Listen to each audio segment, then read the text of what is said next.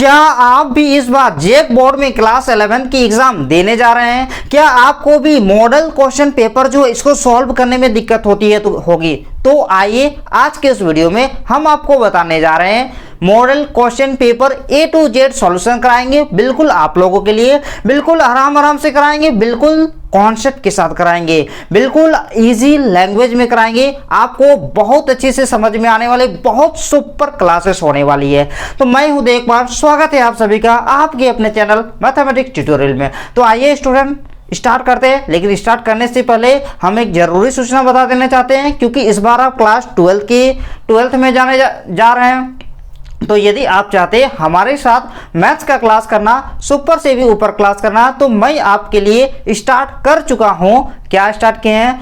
हम आपके लिए स्टार्ट कर दिए हैं क्लास 12 के न्यू बैच। जी हाँ, आपने बिल्कुल सही सुना है, क्लास 12 के न्यू बैच स्टार्ट किए, वो भी फ्री ऑफ कॉस्ट। इसमें आपको कुछ भी पे करना नहीं है, पेड कोर्स नहीं है, बिल्कुल आप लोगों के लिए हमने ये बैच स्टार्ट की है। आप मेरे साथ मिलके हमारे इस चैनल में रह के आप क्लास 12 के अच्छा प्रिपरेशन कर चुके हैं। अभी तक आपने क्लास 12 के क्या क्या पढ़ा दिए हैं? चैप्टर 3 करवा दिए हैं, that is matrices, determinant start हो चुका है, exercise 4.1, exercise 4.2, exercise 4.3, exercise 4.4 start हो चुके हैं। तो हमारे इस चैनल के माध्यम से आप क्लास 12 का भी अच्छा से अच्छा प्रिपरेशन कर सकते हैं। बहुत अच्छा से हम प्रिपरेशन करवाएंगे।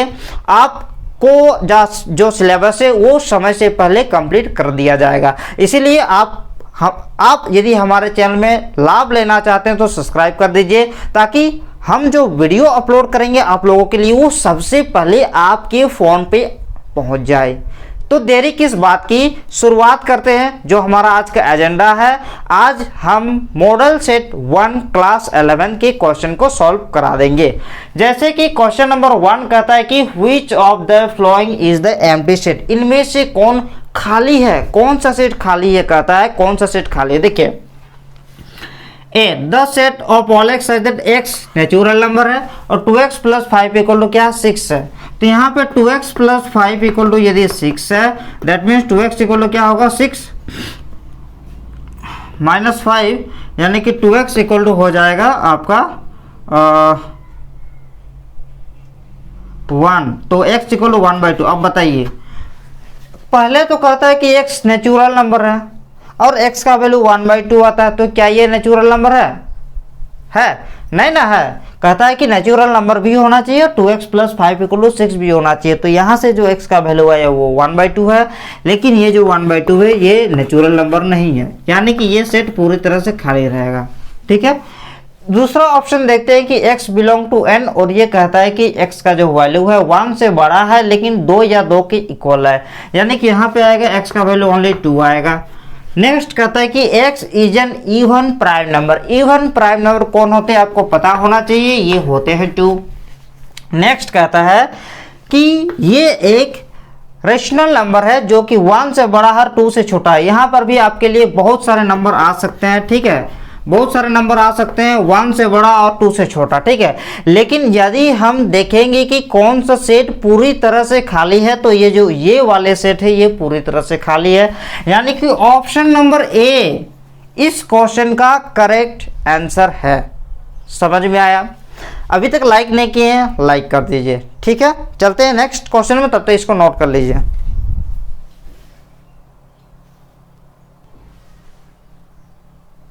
तो देखिए क्वेश्चन नंबर 2 में क्या कहता है, which of the flowing has only one subset, निम्नलिखित में से कितने ऐसे सेट है जिसकी एक सबसेट है। सबसेट क्या होता है, उम्मीद करते हैं आपको पता होना चाहिए। वही सारे सेट, ठीक है। देखिए इसके कौन कौन से सबसेट होंगे, इसके सबसेट होंगे, एक तो 5 होगा और ये खुद सेट ये होगा, ठीक है। यानी कि एक सबसेट होना चाहिए, कोई सेट वो खुद उसका सबसेट होता ही होता है, ठीक है। यानी कि ये जो 5 है ना, 5 का अगर सबसेट देखा जाए ना तो 5 ही होगा, और इसका अगर सबसेट देखा जाए तो 5 होगा, 4,5 होगा, फिर एक सेट होगा जिसमें 4 एलिमेंट आएगा, फिर एक सेट होगा जिसमें 5 एलिमेंट आएगा, यानी कि इसका 3 सबसेट होगा।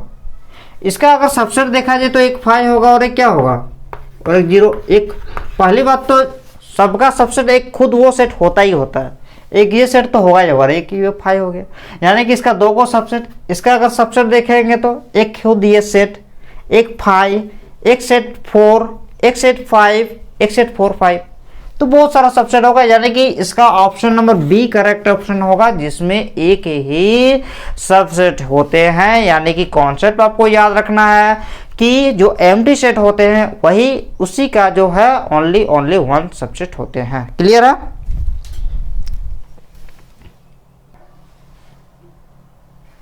नेक्स्ट क्वेश्चन क्या है, if the set a content 5 element, set ए में कितने एलिमेंट कंटेंट है, यानी कि एन ऑफ ए का जो वैल्यू है वो है आपका 5। देन कहता है कि the number of element in power set, जो ये वाले सेट के जो पावर सेट होंगे उसमें नंबर ऑफ एलिमेंट कितने होंगे, ये चीज आपको बोला गया है। ठीक है, ये चीज आपको बोला गया है।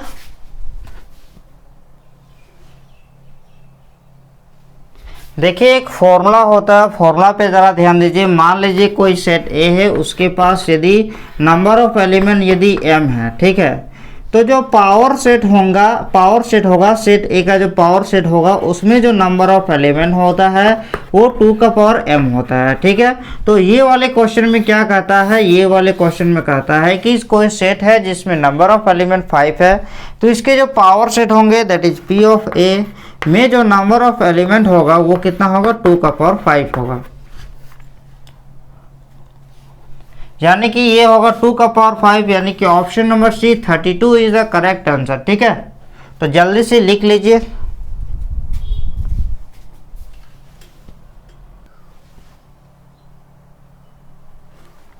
देखिए नेक्स्ट क्वेश्चन क्या कहता है, यूनियन इंटरसेक्शन। ये सारे के कॉन्सेप्ट है, ए में है एक एलिमेंट 2 3 4 8 10, बी में है 3, बी एक दिया हुआ और एक सी दिया हुआ। आपको पूछा है ए यूनियन बी और ए यूनियन सी का इंटरसेक्शन क्या होगा, बस ये पूछे, A union B intersection A union C. तो सबसे पहले आपको क्या निकालना है, ए यूनियन बी का वैल्यू निकालिए। यूनियन वो एलिमेंट आता है जो सेट ए में भी होता है और सेट बी में भी होता है, तो सारे को लिखेंगे। ठीक है, एक यहाँ पे 2 3 4 2 3 4 यहाँ भी है और यहाँ भी है, यहाँ 2 है, 2 3 4 आ गए, 2 3 4, उसके बाद 5, उसके बाद 8, फिर 10, फिर 12 आ गया। ए यूनियन बी का वैल्यू कितना है, देखिए कैसे करते हैं ए यूनियन बी, वे सारे एलिमेंट जो सेट ए में भी है और सेट बी में भी है उसको लिखते हैं। आपने सेट के कॉन्सेप्ट पढ़ लिए होंगे, उम्मीद करते हैं।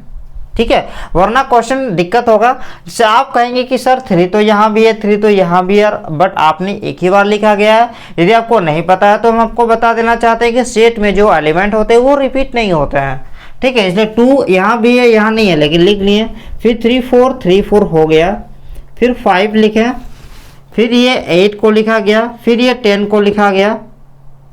ठीक है, उसके बाद 12 को लिखें, फिर ए यूनियन सी निकालेंगे, वही एलिमेंट जो ए में भी है और सी में भी है। ठीक है, तो 2 देखिए ये वाले सेट और ये वाले सेट को लेना है, तो 2 3 4 5 6, फिर 8, फिर 10, फिर 12 और 14। ठीक है, अब आपको पूछा गया है A union B intersection A union C, यानी कि इंटरसेक्शन में क्या होता है, जो एलिमेंट इसमें भी और इसमें दोनों में कॉमन होते हैं, यही होता है इंटरसेक्शन में। दोनों सेट का कॉमन एलिमेंट को लिखा जाता है। आप ही बताइए दोनों में क्या कॉमन है, एक 2 3 है, इंटरसेक्शन में कॉमन एलिमेंट लिखा जाता है, फिर 4 है, फिर 5 है, देखिए 6 दोनों में नहीं है लेकिन 8 है, फिर 10 है, फिर 12 है। तो देखिए कौन सा ऑप्शन करेक्ट होता है, 2 3 4 5 10 12, 2 3 4 5, ऑप्शन नंबर ए नहीं होगा। ऑप्शन नंबर बी देखते हैं, 2 3 4 5 8 8, ऑप्शन नंबर बी भी नहीं होगा। ऑप्शन नंबर सी को देखते हैं, 2 3 4, कोई भी ऑप्शन नहीं आ रहा, नन ऑफ दिस होगा क्या, 10 12 8 तो दोनों में है, 2 3 4 2 3 4 5, ये नहीं होगा, 2 3 4 5 8 10 12। Option number B correct option होगा, ऑप्शन नंबर बी। ठीक है, जल्दी से लिख लीजिए, ऑप्शन नंबर बी है 2 3 4 5 8 12। हाँ, ऑप्शन नंबर बी। ठीक है,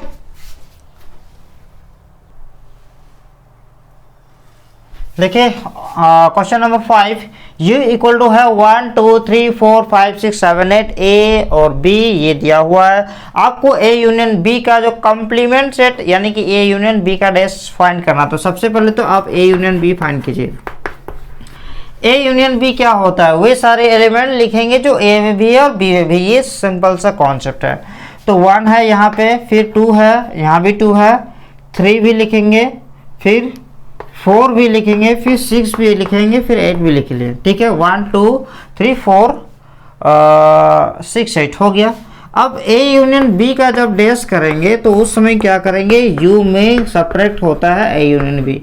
ये चीज़ आपको पता होना चाहिए। और यू का जो वैल्यू है 1 2 3 4 5 6 7 8 9 और ए यूनियन बी का जो वैल्यू है 1 2 3 4 6 8। देखिए इसमें ये वाले सेट क्या कर रहे हैं, माइनस कर रहे हैं। तो जब भी माइनस करते हैं तो जो एलिमेंट होता है वो ये वाले सेट का होता है, लेकिन ये वाले सेट का नहीं होता है। यानी कि ओनली इसी का लिखेंगे, लेकिन वो सारे एलिमेंट को हटा देंगे जो इसमें है। देखिए 1 इसमें है, 1 यहाँ पे है लेकिन यहाँ भी है, इसलिए 1 को नहीं लिखेंगे। फिर 2 और 2 नहीं लिखेंगे, फिर 3 और 3 नहीं लिखेंगे, फिर 4 भी नहीं लिखेंगे, फिर 5 लिखेंगे, 6 को भी नहीं लिखेंगे, फिर 7 को लिखेंगे, फिर 8 को भी नहीं लिखेंगे और 9 को लिखेंगे। तो 5 7 9 जो है ये आपका करेक्ट ऑप्शन होता है, आंसर होता है। यानी कि ऑप्शन नंबर सी जो है इज द करेक्ट आंसर। ठीक है,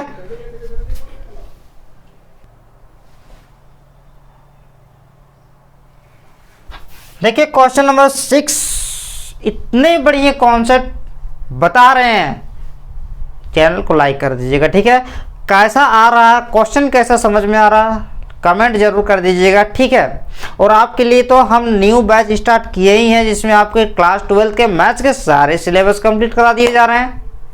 तो सब्सक्राइब भी कर दीजिएगा ताकि आप हमारे साथ मिलके अच्छे ढंग से प्रिपरेशन कर सकते हैं। देखिए क्वेश्चन नंबर 6 क्या कहता है, A and B are 2 sets, A और बी को 2 सेट्स है।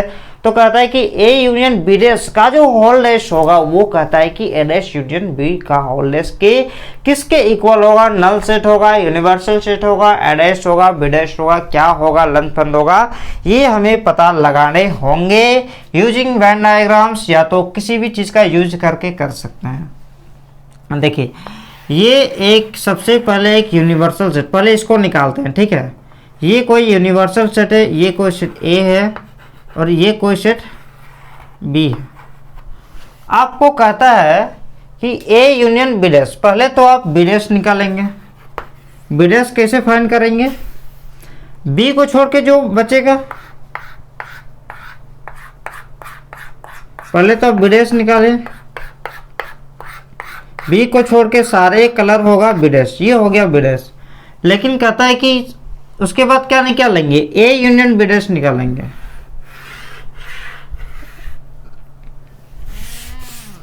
ठीक है, क्या निकालेंगे, ए यूनियन बी डैश। ये है ए, ये है बी, ये ए, ये B, A union B dash. तो अब बताइए वो सारे पार्ट कलर होगा, मतलब उसमें हम डार्क करेंगे जो ए का भी है। यूनियन में क्या होता है, जो ए का भी है और जो बी डैश का भी है। देखिए ये वाला चीज ए का है और जो बी डैश का है, ए और बी डैश दोनों का होगा। तो ये ए को पूरे करेंगे, ए का भी करेंगे। ठीक है, और जो बी डैश में है उसको भी करना होगा, यानी कि बी डैश में तो पूरे बाहर वाला ही है, तो यानी कि ये पूरे होगा।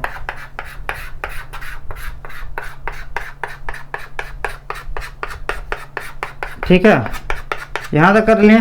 लेकिन आपको पूछा क्या है, ए यूनियन बी डैश का होल डैश निकालेंगे। ठीक है, A union B dash, A B. ठीक है, ये A B, A union B dash का होल डैश। जब पूरे में जब ट्रांसपोज होता है, that is A union B का होल्डर्स कैसे निकालेंगे, यू में A union B dash minus कर देंगे।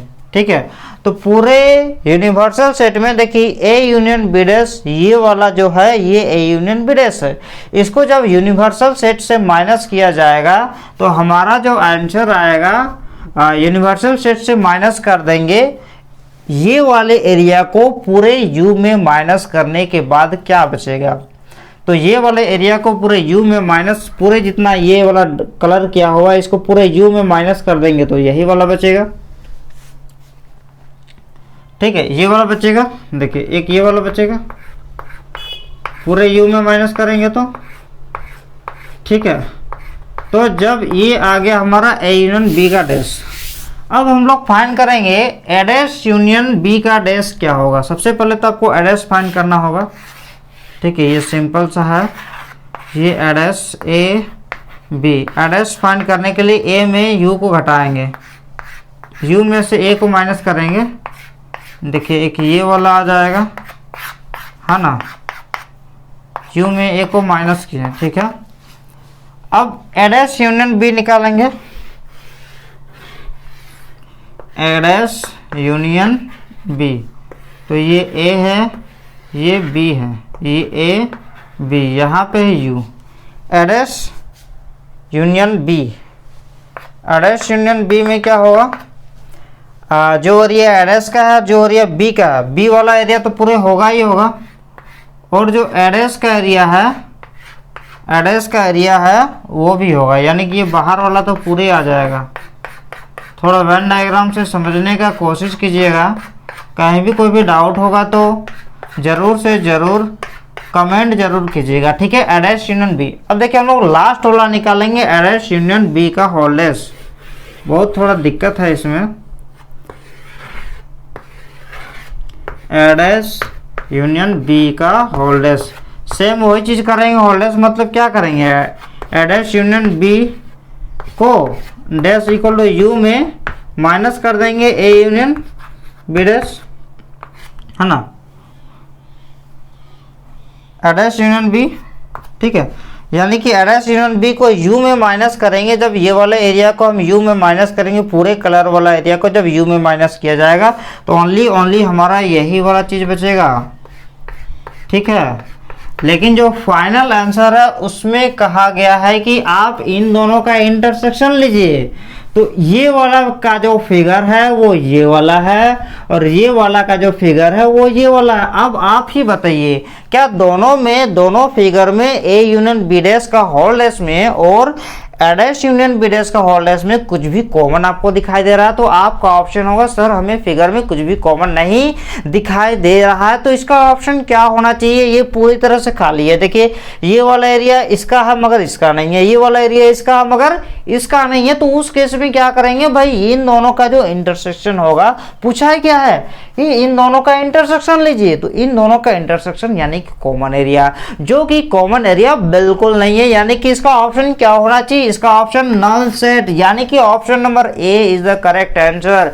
आपको डायरेक्ट नहीं कराना है, इस तरह से हम आपको फिल करा देंगे। बस आप चैनल को लगे रहिएगा, लाइक कीजिएगा, लाइक करने में नहीं भूलिएगा हमारे एनर्जी के लिए। तो आइए सबसे पहले इसको नोट कर लीजिए, उसके बाद हम लोग नेक्स्ट क्वेश्चन में चलेंगे।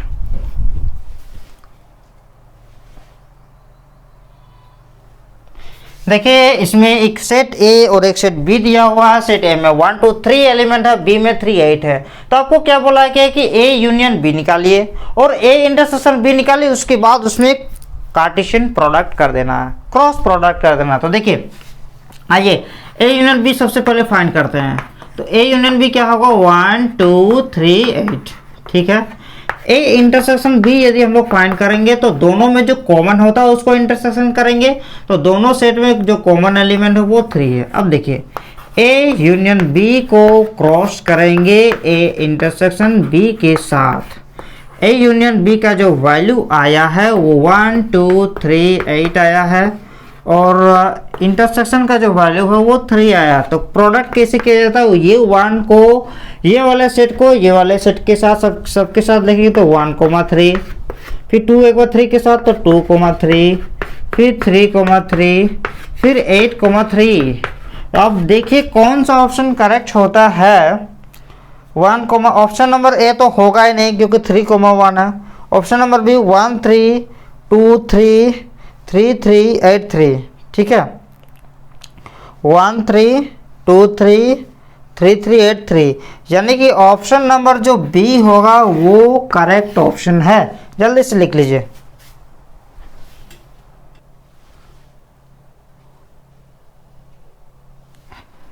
क्वेश्चन नंबर 8 को अब देखते हैं क्या कहता है कि a equal to X Y Z set है, एक b equal to A B C D है।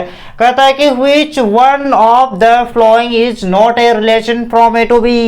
नीचे 4 को ऑप्शन दिए गए हैं, उनमें से कहता है कि कौन सा ऑप्शन ऐसा है जो a और b के बीच संबंध, रिलेशन, रिश्ता, वो सीरियल वाला रिश्ता नहीं, ये रिश्ता क्या कहलाता है, वो वाला रिश्ता नहीं, मैथ्स का रिश्ता अलग है। तो कहता है कि ए और बी इनमें से कौन सा ऑप्शन में रिश्ता नहीं बनाता है। रिश्ता मतलब संबंध नहीं बनाता, और रिश्ता का, रिलेशन का डेफिनेशन आपको पता होना चाहिए कि जो फर्स्ट एलिमेंट है वो सेट ए का होता है, जो सेकंड एलिमेंट होता है वो सेट बी का। फर्स्ट एलिमेंट फर्स्ट सेट का, सेकंड एलिमेंट सेट बी का। देखिए ऑर्डर्ड पेयर का जो फर्स्ट एलिमेंट होता है वो सेट ए का होता है, सेकंड एलिमेंट सेट बी का होता है। ऑर्डर्ड पेयर के दोनों एलिमेंट एक ही सेट से बिलोंग नहीं कर सकते, ये कॉन्सेप्ट आपको पता होना चाहिए, ठीक है। तो देखिए एक्स से ये एलिमेंट इसका, ये एलिमेंट इसका, ठीक है। एक्स ये इसका, सी इसका, ये तो रिलेशन है, लेकिन आपको बताने की कौन रिलेशन नहीं है। देखिए वाई इसका है और सी इसका, पहला वाला पहला सेट का, दूसरा वाला दूसरा सेट का। एक ऑर्डर्ड पेयर के दोनों एलिमेंट एक ही सेट में बिलोंग नहीं कर सकते, ये है सिंपल कॉन्सेप्ट, ठीक है। ये हो गया वाई सी वाई डी, ठीक है। देखिए जेड यहाँ पे है और ये वाला इसका है, ठीक है। जेड यहाँ पे और डी भी इसका है, लेकिन अब देखिए जेड यहाँ पे है और बी यहाँ पे, ठीक है। वाई यहाँ पर है, बी भी यहाँ पे है, लेकिन ए यहाँ पर है और डी भी यहाँ पे है। यानी कि आपको क्या लग रहा है, रिलेशन, ये रिलेशन हो सकता है क्या? फर्स्ट एलिमेंट भी बी में बिलोंग कर रहा है, सेकंड एलिमेंट भी बी में बिलोंग कर रहा है, ये रिलेशन, ये रिश्ता का डेफिनेशन से बाहर है। यानी कि ऑप्शन नंबर डी का जो रिलेशन है, यानी कि जो ऑप्शन है वो कोई संबंध, कोई रिश्ता नहीं बनाता, ठीक है। तो ये वाला ऑप्शन, ऑप्शन नंबर डी होगा। नेक्स्ट क्वेश्चन कहता है कि the range of the F x equal to mod X, F x equal to mod X है, ठीक है। इसका रेंज, रेंज मतलब क्या होता है? जो वैल्यू निकलता है उसी को तो रेंज कहते हैं। जी हाँ, जो वैल्यू निकलता है उसी को तो रेंज कहते हैं। देखिए आप x का वैल्यू कुछ भी रख दीजिए, मॉड है हमेशा पॉजिटिव होगा, हमेशा पॉजिटिव होगा। आप कुछ भी रख दीजिए तो जो वैल्यू निकलता है ना, जो वैल्यू निकलता है उसी को रेंज कहते हैं। क्या अब आप समझिए, सिंपल भाषा में रेंज क्या होता है कि x के प्लेस पे जब हम कुछ वैल्यू रखते हैं तो जो वैल्यू सब निकलता है उसी को रेंज कहते हैं। इसको साधारण भाषा, देसी भाषा में समझ सकते हैं। आप समझिए क्या इसका वैल्यू क्या क्या आ सकता है? क्या कभी नेगेटिव आ सकता है? आपका आंसर होगा नो, मॉड है कभी नेगेटिव नहीं आएगा। सबसे छोटा वैल्यू 0 आएगा, x का वैल्यू 0 रखेंगे तो 0 आएगा। लेकिन आप यहाँ पे कुछ भी वैल्यू रखिए, कुछ भी वैल्यू मतलब मान लेंगे -1 रखेंगे तो भी 1 ही आएगा, -100 रखेंगे तो भी क्या आएगा, 100 ही आएगा। यानी कि आप पूरे नेगेटिव से नेगेटिव नंबर रख दीजिए, पॉजिटिव से पॉजिटिव नंबर रख दीजिए, लेकिन मोड है उसको पॉजिटिव कर देगा। इसलिए सबसे छोटा नंबर क्या आएगा, 0 आएगा। और बड़ा से बड़ा आप कितनों भी नंबर रख लीजिए, हजार, लाखों, करोड़ों, अरबों, नेगेटिव तो नेगेटिव, -1000 रखेंगे फिर भी +1000 आएगा। -100 रखे थे 100 आया, -1000 रखेंगे लेकिन +1000 आएगा। यानी कि हमेशा पॉजिटिव वैल्यू आएगा। कितना तक जाएगा नहीं पता है सर, इसलिए हम 0, दे देंगे। आप कहेंगे ये वाला ब्रैकेट का मतलब होता है इन्फिनिटी नहीं होगा, इन्फिनिटी से पहले वाला नंबर होगा, और इसका मतलब होता है कि 0 होगा और 0 से बड़ा वाला नंबर होगा। आप इंटरवल वाले लेक्चर पढ़ लिए होंगे, ठीक है। यानी कि option number C is the correct answer. जल्दी से नोट कर लीजिए।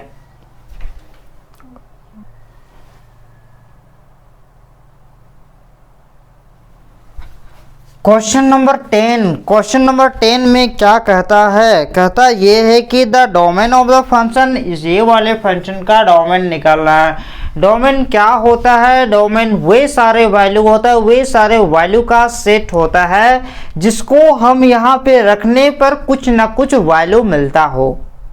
ठीक है, तो क्या हम रखेंगे कि कुछ रख सकते हैं? देखिए आप खुद समझिए, ये एफ एक्स इक्वल टू क्या है, 1/√9 माइनस एक्स स्क्वायर है। ठीक है, आप वे सारे वैल्यू को रख सकते हैं, किसको किसको रख सकते हैं?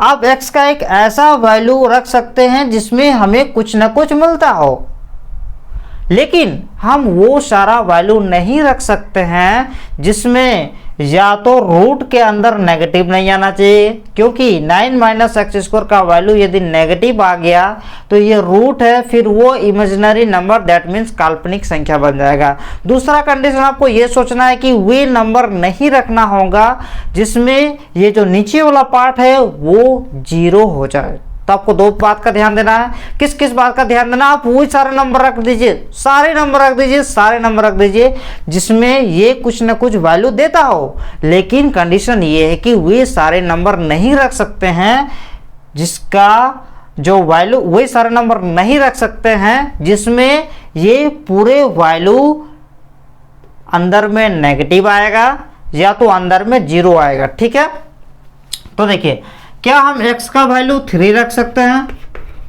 देखिए ये वाला ऑप्शन में देखते हैं, -3 से बड़ा, पहले तो हम -3 रखते हैं।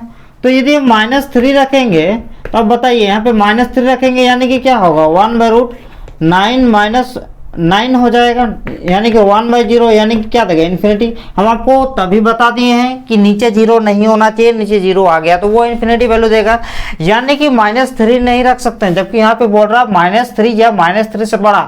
अब जब भाई हम -3 ही नहीं रख सकते हैं तो क्या ये वाला ऑप्शन होगा? नहीं होगा ना, नहीं होगा ना। Next option, option number B को देखते हैं।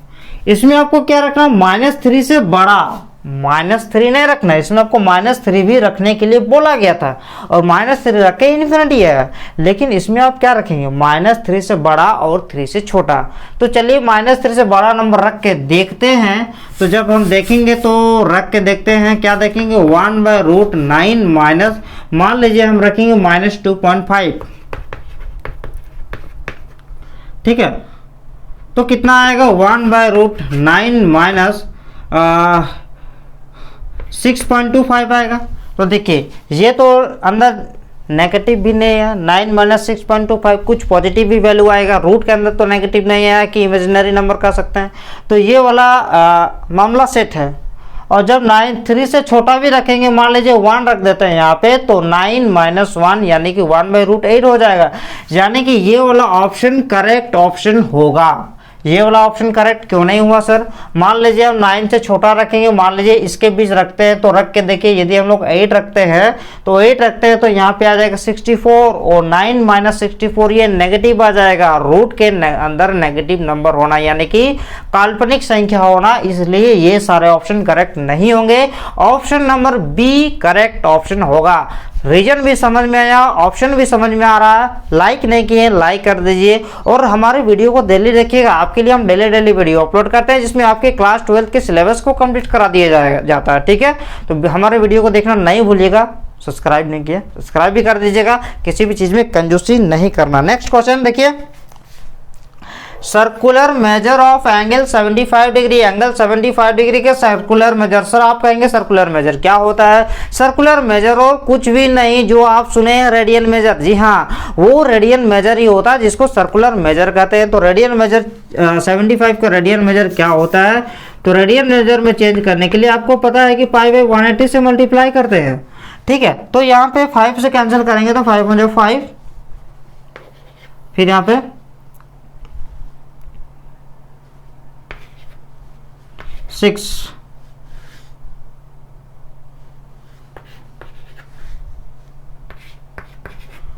5π/12 यानी कि ऑप्शन नंबर बी 5π/12 आ गया, 5π/12। ठीक है, तो जब भी डिग्री को रेडियन में चेंज करते हैं तो π/180 से मल्टीप्लाई करके उसका जो वैल्यू आता है। ठीक है, जल्दी से लिख लीजिए।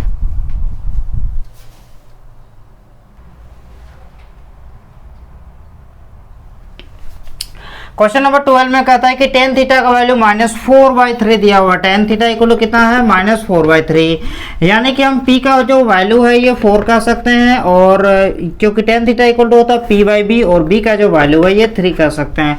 फिर आप कहेंगे सर p का वैल्यू -4 क्यों नहीं है, क्योंकि परपेंडिकुलर होता है ना, ये कभी नेगेटिव नहीं हो सकता है, और ये जो वैल्यू है ये बेस ये भी कभी नेगेटिव नहीं हो सकता है। तो सर ये नेगेटिव कैसे हुआ, ये नेगेटिव हुआ उसके क्वाड्रेंट के बेसिस पे। या तो ये टेन थीटा माइनस है, यानी कि हम या तो कह सकते हैं कि ये जो टेन थीटा है या तो ये सेकेंड क्वाड्रेंट में लाई किया होगा, या तो ये जो टेन थीटा ये फोर्थ क्वाड्रेंट में लाई किया है। तो क्वाड्रेंट के वजह से नेगेटिव है, P और B का वैल्यू पॉजिटिव ही आएगा। तो यहाँ से यदि हम H का वैल्यू कैलकुलेट करते हैं तो 4 का स्क्वायर प्लस 3 का स्क्वायर यानी कि आ जाएगा 16 प्लस 9 यानी कि आ जाएगा 25, यानी कि 5 आंसर।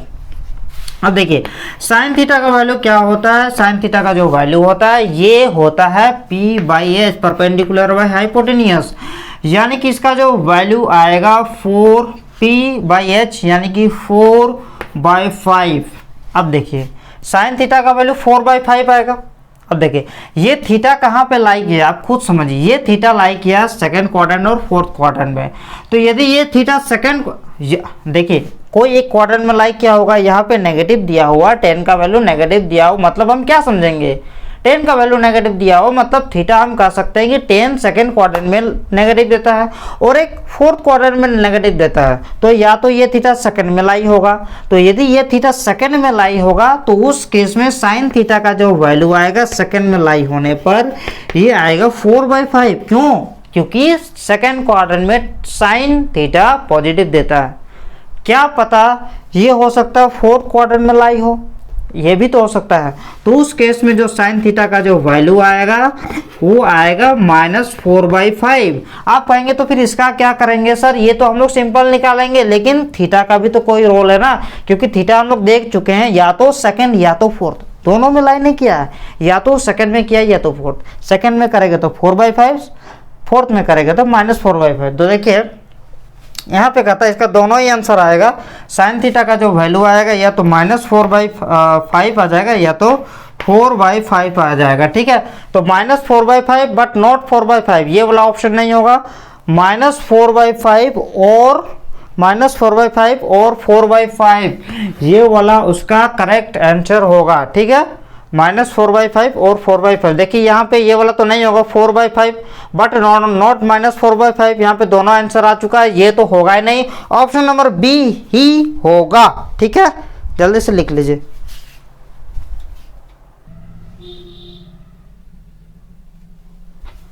क्वेश्चन नंबर 13 में कहता है कि if ABCD be the angle of cyclic quadrilateral. ABCD क्या है, एंगल ऑफ साइक्लिक क्वाड्रेट्रल है, taken in order, then cos A plus cos B plus cos C plus cos D का value पूछा है। ठीक है, तो देखिए यहाँ पे कहता है कि कोई क्वाड्रेट्रल है, मान लीजिए इस तरह से कोई क्वाड्रेट्रल है। ठीक है, ये एंगल A है, ये एंगल B है, ये एंगल C और ये एंगल D है।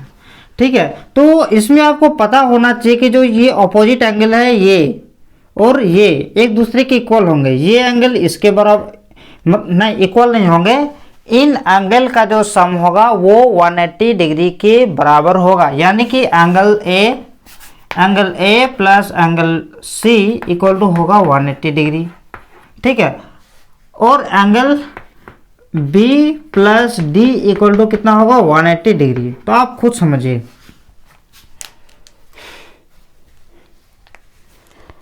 तो यहाँ पे आपको समझने की जरूरत होना चाहिए, क्या होना चाहिए, यहाँ से हम लिख सकते हैं A इक्वल टू क्या लिख सकते हैं 180 डिग्री माइनस C, दोनों साइड cos ले लेंगे, cos A equal to cos 180 degree minus का C, तो cos A cos 180 minus theta का जो वैल्यू होता है ये क्या होता है माइनस cos C होता है, क्योंकि सेकंड क्वाड्रेंट है। तो cos A plus cos C equal to कितना हो जाएगा 0 हो जाएगा। ठीक है, नेक्स्ट देखिए B plus D equal to होता है 180 डिग्री, तो B इक्वल टू लिख सकते हैं 180 डिग्री माइनस D तो कॉस बी इक्वल टू हो जाएगा कॉस 180 डिग्री माइनस का डी। तो cos B equal to cos 180 minus theta का वैल्यू होता है माइनस कॉस डी। तो cos B plus cos D equal to हो जाएगा 0। ये हो गया इक्वेशन नंबर 2 और ये हो गया इक्वेशन नंबर 1। अब दोनों इक्वेशन को ऐड करेंगे, 1 और 2 को क्या करेंगे, ऐड करेंगे। तो क्या होगा, cos A plus cos C plus cos B plus cos D equal to हो जाएगा 0। इसी को अगर हम सजा के लिखेंगे तो cos A plus cos B plus cos C plus cos D equal to हो जाएगा 0। यानी कि ऑप्शन नंबर ए जो है ये इसका करेक्ट आंसर है। ठीक है, नोट कर लीजिएगा।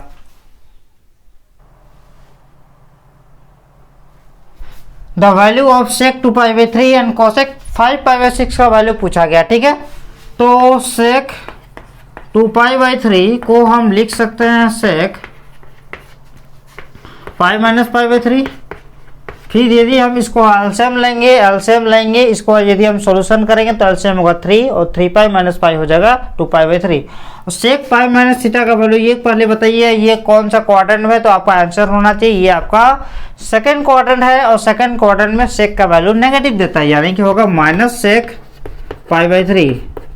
ठीक है, तो माइनस सेक π/3 का जो वैल्यू होगा पहले सेक π/3 यानी कि 60 डिग्री और 60 डिग्री का जो वैल्यू होगा ये 2 होगा। ठीक है, हाँ यानी कि -2 होगा आंसर। और कोसेक 5π/6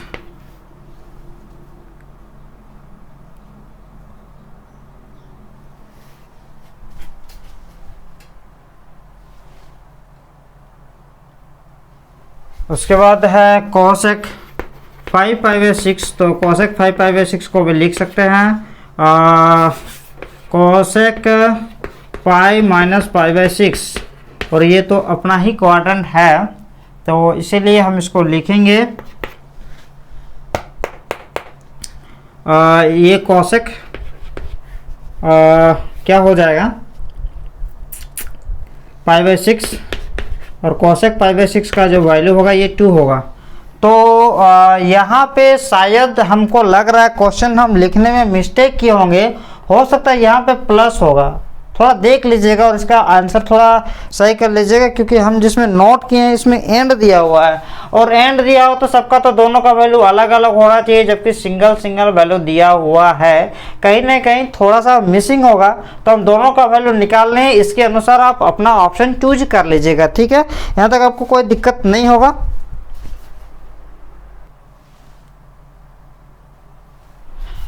क्वेश्चन नंबर 15 कहता है कि cos x इक्वल टू -4/5 और जो x का वैल्यू है ये π/2 π पे बिलोंग करता है, यानी कि x आपका सेकंड क्वाड्रेंट में बिलोंग करता है। Then the value of cos x/2 का वैल्यू क्या होगा ये आपको पूछा गया। तो दिया हुआ है भाई कि cos x इक्वल टू -4/5 और x बिलोंग टू कर रहा π/2 से पाई के बीच, यानी कि π/2 से बड़ा है और इक्वल है किसका वैल्यू, x का वैल्यू, और पाई से छोटा है x का वैल्यू। ठीक है, यानी कि अगर हमको x/2 पता करना है क्योंकि हमें cos x/2 निकालना है ना, तो आपको ये भी पता होना चाहिए कि यदि x इसके बीच लाई करता तो x/2 कहाँ पे होगा, यानी कि x/2 कौन सा क्वाड्रेंट में होगा। ठीक है, तो इसमें x/2 यदि हम करेंगे तो इधर भी 1/2 से मल्टीप्लाई करना पड़ेगा, इसको भी करना पड़ेगा, यानी कि इधर भी और इधर भी 2 से गुना करना पड़ेगा। ठीक है, तो इधर हो जाएगा π/2 और इधर हो जाएगा π/4। ठीक है, आप कहेंगे सर ऐसा कैसे किए हैं, ऐसा इसलिए क्योंकि हमको भी जानना तो है ना, क्योंकि हमें तो x/2 के बारे में पूछा गया है। तो x/2 लाई कर रहा π/4 से लेकर π/2 तक, तो 45 डिग्री और 90 डिग्री की बात, यानी कि फर्स्ट क्वाड्रेंट का ही बात है। ठीक है, हाँ आपको पूछा गया है क्या, cos x/2 का वैल्यू। अब देखिए ये वाला फॉर्मूला आपको पता होना चाहिए कि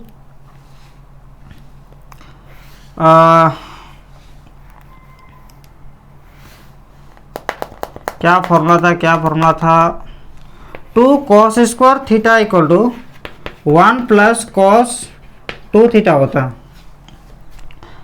ठीक है, या तो ऐसे समझे, हाँ 2 cos square theta equal to 1 + cos 2 theta होता है, यानी कि cos square theta equal to होता है 1 cos square theta equal to होता है 1 प्लस cos 2 थीटा बाई 2।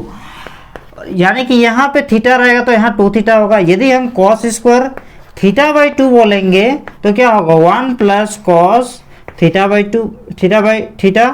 2 होगा। देखिए जब यहाँ पे थीटा था तो यहाँ फॉर्मूला में 2 गुना डबल हो जा रहा था, तो यहाँ पे यदि थीटा बाई 2 होगा तो इसका डबल क्या होगा, थीटा बाई 2 होगा। सेम इसी प्रकार cos square x equal to लिख सकते हैं 1 plus cos x by 2। 1 plus cos x by 2 equal to क्या होगा, cos स्क्वायर x बाई 2। ठीक है, इसके ये वाले फॉर्मूला के अकॉर्डिंग हम आपको ये वाला फॉर्मूला पढ़ा चुके हैं। तो देखिए 1 प्लस cos x का जो वैल्यू है ये है माइनस का 4/5 बाई होगा 2। तो यहाँ पे ये आंसर होगा 5 एलसीएम लेंगे तो 5 माइनस 4/2 यानी कि आ जाएगा आपका 1/5/2 यानी कि आंसर आ गया 1/10। किसका value, cos square x by 2 का वैल्यू। तो cos x बाई 2 का वैल्यू आ जाएगा प्लस माइनस 1/√10 यानी कि हम लिख सकते हैं प्लस माइनस 1/√10। लेकिन आप खुद समझ सकते हैं कि x बाई 2 जो है ये आपका फर्स्ट क्वाड्रेंट में है, फर्स्ट क्वाड्रेंट में है। तो यदि x बाई 2 फर्स्ट क्वाड्रेंट में है तो यहाँ पे cos x बाई 2 का 2 वैल्यू आया है, एक प्लस में है एक माइनस में है, लेकिन कोई एक ही होगा। लेकिन आपको हम बता चुके हैं कि अभी जो ये cos x बाई 2 है ना, ये आपका फर्स्ट क्वाड्रेंट में लाई किया है। और यदि cos x by 2 first quadrant में लाई किया है तो cos x बाई 2 का जो वैल्यू होगा ये पॉजिटिव वाला होगा ना मेरे प्यारे कंजूस विद्यार्थियों, क्योंकि बहुत सारे ने अभी तक लाइक नहीं किया। cos x बाई 2 का वैल्यू क्या होगा, 1/√10। कैसा लग रहा है, कैसा फील हो रहा है, कमेंट जरूर कीजिएगा, कमेंट करने नहीं भूलिएगा। ठीक है, देखिए तो 1/√10 यानी कि ऑप्शन नंबर सी करेक्ट आंसर। जल्दी से लिख लीजिए।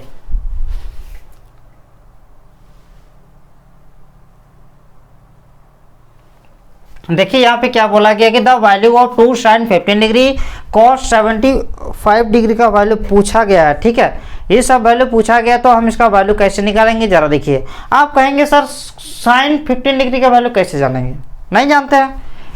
cos 75 डिग्री का वैल्यू कैसे जानेंगे, नहीं जानते, कोई दिक्कत नहीं है। लेकिन हमें निकालने का प्रोसेस थोड़ा सा आइडिया बुद्धि लगाना होगा।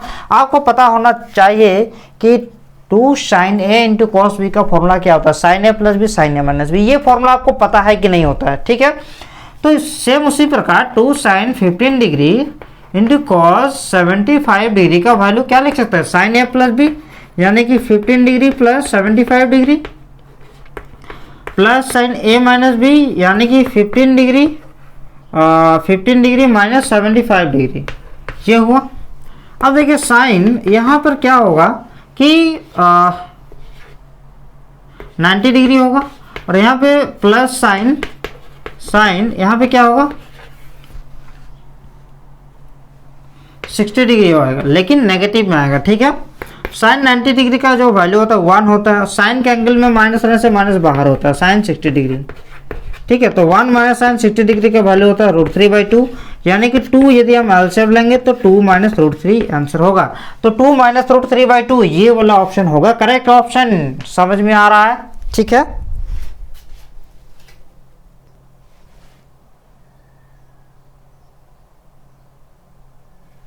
देखिए क्वेश्चन नंबर 17 थोड़ा सा आपको टफ लगेगा, थोड़ा सा इसमें कॉन्सेप्ट चाहिए। ठीक है, कहता क्या है कि a प्लस बी का जो वैल्यू है 45 डिग्री दिया हुआ है।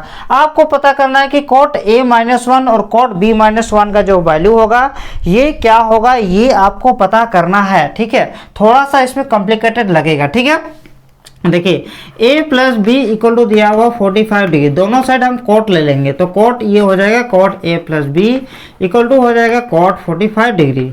ठीक है, ये होने के बाद cot a plus cot b का जो फॉर्मूला है इसको हम लोग लिखेंगे। आपको पता होना चाहिए कि क्या है, cot a into cot b minus 1 by cot a plus cot b होता है। ठीक है, क्या होता है formula, cot a into cot b cot a into cot b minus 1 by cot a plus b होता है, sorry cot a plus cot b होता है इक्वल टू cot 45 डिग्री का value 1।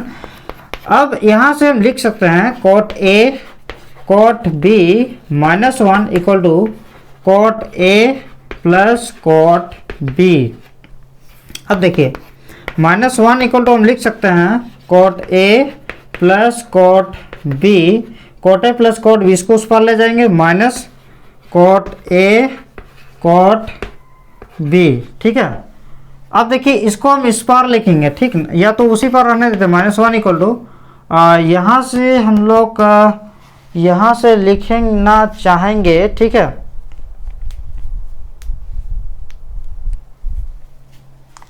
Cot A minus cot A cot B, इसको एक साथ लिखें, ठीक है। अब दोनों साइड -1 जोड़ देंगे, ठीक ना, -1 दोनों साइड करेंगे, ठीक है। अब देखिए कॉट ए और इसको लिखें प्लस कॉट बी -1 के क्या किया ना, देखिए इधर -1 था, इस साइड -1 लिखे हैं। अब इधर -1 लिखेंगे तो देखिए पहले क्या था, -1 था, ठीक है। दोनों साइड सोचिए -1 हम ऐड कर दे रहे हैं, तो इधर हम -1 लिखें तो इधर भी तो -1 करना होगा ना, तब ना ये फिर -1 और ये -1 कैंसिल होके पहले का जैसा ही बचेगा। तो क्या होगा कि -2 इक्वल टू आगे यहाँ से हम कॉट ए यदि हम कॉमन निकालना चाहते हैं तो यहाँ पे क्या बच जाएगा 1 माइनस कॉट बी बचेगा, और यहाँ पे हो जाएगा, यहाँ से -1 कॉमन निकालेंगे तो यहाँ पे हो जाएगा 1 माइनस कॉट बी। देखिए यहाँ भी 1 माइनस कॉट बी है और यहाँ भी 1 माइनस कॉट बी है, तो यहाँ से हम 1 माइनस कॉट बी कॉमन निकालेंगे तो यहाँ पे बचेगा कॉट ए माइनस और यहाँ पे बचेगा 1, कितना इक्वल टू -2 इक्वल टू, ठीक है। तो अब देखिए यहाँ से आपको समझना होगा कि माइनस का 2 और यहाँ से माइनस कॉमन निकालेंगे तो यदि हमको लाना है कॉट ए -1 ना, कॉट ए -1 और यहाँ से माइनस कॉमन निकालेंगे, ठीक है। तो यहाँ हो जाएगा कॉट बी -1 और ये हो जाएगा कॉट ए -1, तो ये और ये कैंसिल हो जाएगा, that means cot A -1 cot B -1 का जो वैल्यू आया ये 2 आया, यानी कि option number D correct answer होगा। थोड़ा सा आप इसको रिवीजन कर लीजिएगा, समझ में नहीं आएगा थोड़ा 10-20 सेकंड जो हम लिखे हैं 1-2-3 मिनट समझाने की कोशिश किए हैं, इसको थोड़ा पीछे कर दीजिएगा तो समझ में आपको आ जाएगा, ठीक है। जल्दी से लिख लीजिए।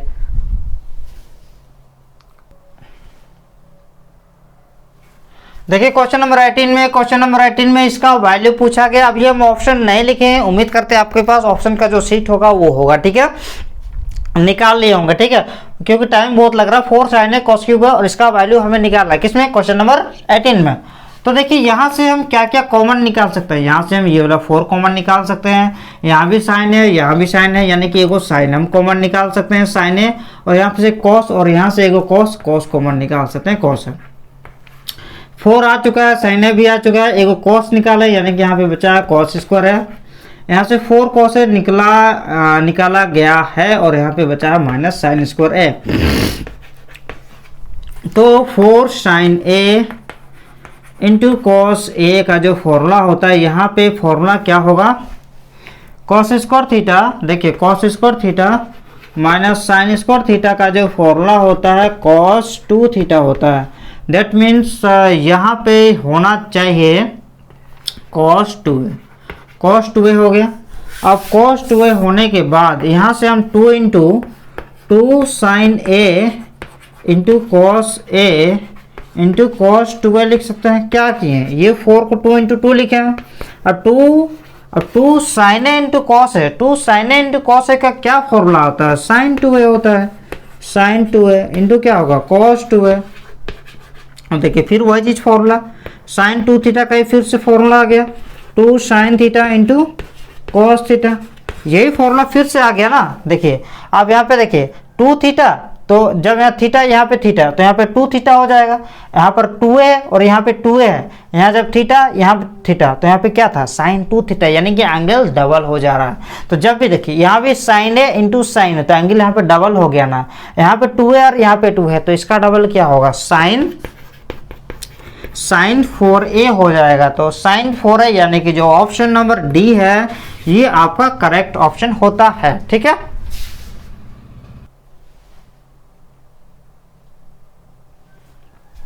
क्वेश्चन नंबर 19, क्वेश्चन नंबर 19 कहता है, क्वेश्चन नंबर 19 ये कहता है कि one of the principal solution of root 3 sec x minus 2।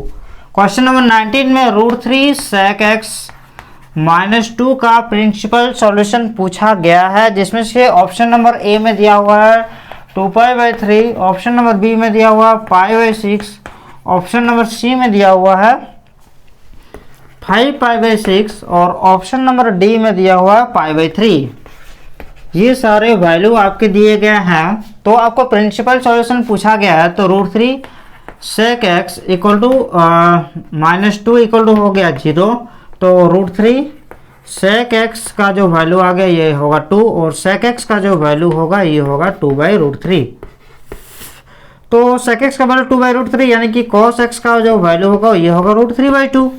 sec x का वैल्यू यदि 2/√3 तो cos x का वैल्यू √3/2। तो cos कितना में √3/2 होता है, तो cos √3/2 जो देता है 30 डिग्री यानी कि π/6 में, तो x का वैल्यू आ जाएगा π/6। तो ये होगा करेक्ट ऑप्शन, यानी कि ऑप्शन नंबर बी जो है करेक्ट ऑप्शन। ठीक है, ऑप्शन नंबर बी। तो जल्दी से इसको नोट कर लेना है। ठीक है, नेक्स्ट क्वेश्चन 20 नंबर।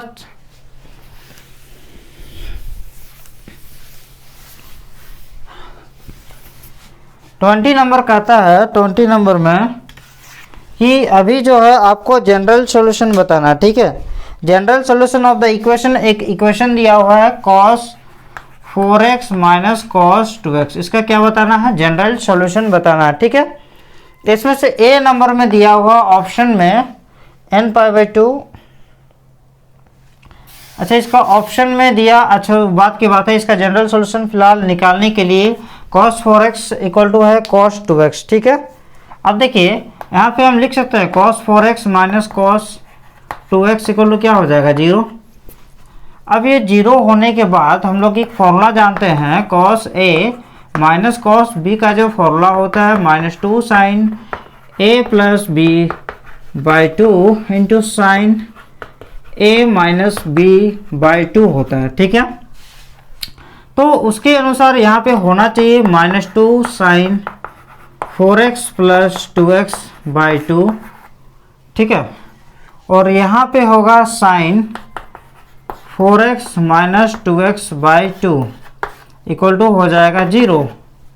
तो -2 भी, ये -2 ये तो 0 के नीचे चल जाएगा, तो ये इधर बचेगा साइन 4x प्लस 2x क्या हो जाएगा 6x, 4x plus 2x 6x/2 3x, sign 4x minus 2x हो जाएगा 2x, 2x/2 x equal to हो जाएगा 0/-2, यानी कि sine 3x into sine x equal to हो जाएगा 0। That means sine 3x equal to भी 0 लिख सकते हैं और साइन x का जो वैल्यू है इक्वल टू भी 0 लिख सकते हैं। तो sign 3x equal to, sign कहाँ पे 0 देता है, साइन n π में भी वैल्यू 0 देता है, साइन n π का वैल्यू 0 होता है। तो साइन और साइन कैंसिल, तो 3x इक्वल टू हो जाएगा n π और x का जो वैल्यू आ जाएगा n π/3, x का वैल्यू n π/3। यहाँ से हम लिख सकते हैं sine x equal to sine n π, तो x का वैल्यू आ जाएगा n π, तो x का वैल्यू n π/3 आएगा और x का वैल्यू n π आएगा। ये दोनों ही ऑप्शन करेक्ट ऑप्शन है। तो देखिए कौन सा आंसर करेक्ट हो रहा है, देखिए ऑप्शन नंबर बी में भी n π है और ऑप्शन नंबर सी में भी n π/3 है, यानी कि बी नंबर और सी नंबर दोनों ही आंसर मिल रहा है। इसलिए ऑप्शन नंबर डी जो है, both B and C is the correct answer, यानी कि option number D, option number D जो है इस क्वेश्चन के सही जवाब है। ठीक है, जल्दी से लिख लीजिए।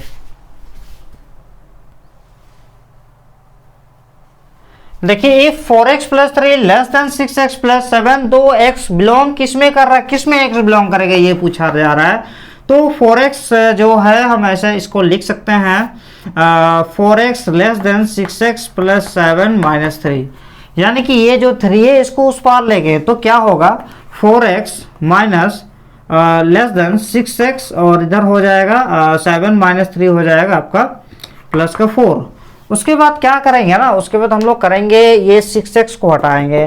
तो ये 6x को हटाने के लिए हम ये 4x माइनस 6x कर सकते हैं, इसको इधर लाएंगे तो क्या हो जाएगा 4x माइनस 6x और इधर हो जाएगा 4, यानी कि माइनस 2x जो होगा लेस देन हो जाएगा 4 से।